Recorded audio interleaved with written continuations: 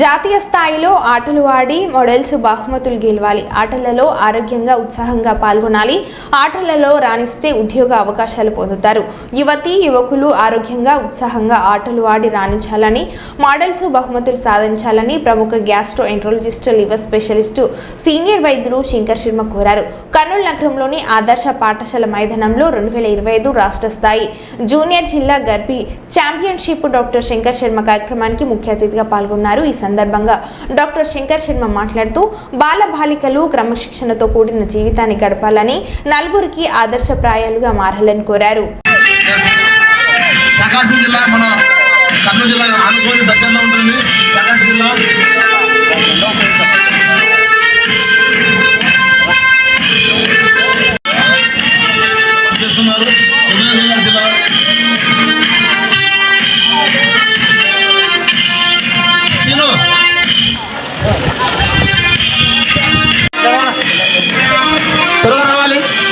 అనంతపురం జిల్లా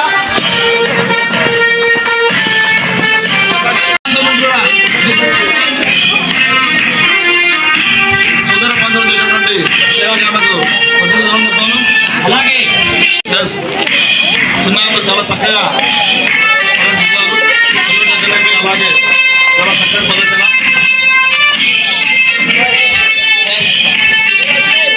ప్రారంభ కార్యక్రమం జరిగిన తర్వాత ముగింపు కార్యక్రమం ఉంటుంది. తర్వాత ఎవరైతే ఈ పోటీల్లో ప్రతిభ కనపరిచారో వాళ్ళు డెహ్రాడూన్లో ఈ నెల కడప జిల్లా వైఎస్ఆర్ కడప తిరుపతికి నెల్లూరు వెరీ గుడ్. రగ్బీ వాళ్ళు ఎప్పుడు స్ట్రాంగ్ ఉంటారు. ప్రకాశం జిల్లా చంద్ర సార్ వాళ్ళు పల్నాడు జిల్లా, గుంటూరు జిల్లా కోచ్ కూడా వచ్చింది సార్. గోదావరి జిల్లా లక్ష్మణరావు గారు చాలా సీనియర్, అక్కడ కూడా చాలా గౌరవం చేశారు. చిత్తూరు జిల్లా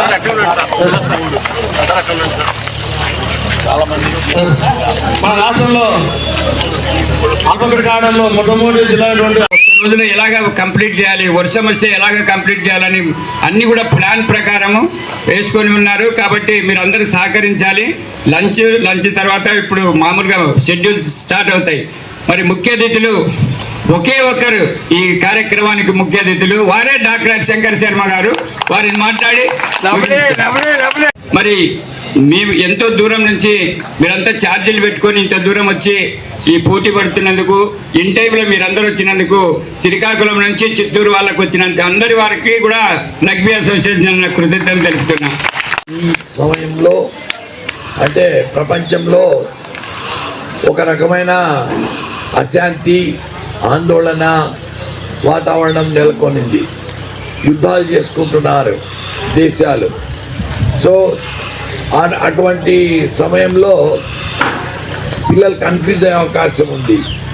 అంటే ఏంటి ఒక లైఫ్ స్టైల్ అంటే ఏంటి అని. లైఫ్ స్టైల్ అంటే మంచిగా జీవించడం అంటే ఒకటి హెల్తీగా ఉండడము, రెండు ఆర్థికంగా వాళ్ళు బలపడడం. సో ఆర్థికంగా బలపడాలంటే వాళ్ళు చదువుకోవాలి, చేతనైనంత తెలివిగా వ్యాపారాలు చేసుకోవాలి, ఉద్యోగాలు సంపాదించుకోవాలి, వాళ్ళ జ్ఞానాన్ని నలుగురికి పంచాలి. ఈ రకంగా ఎన్నో కార్యక్రమాలు వాళ్ళు చేయొచ్చు. బట్ హెల్త్ ఇంప్రూవ్ చేసుకోవడానికి మెంటల్ అండ్ ఫిజికల్ హెల్త్ చాలా ఇంపార్టెంట్.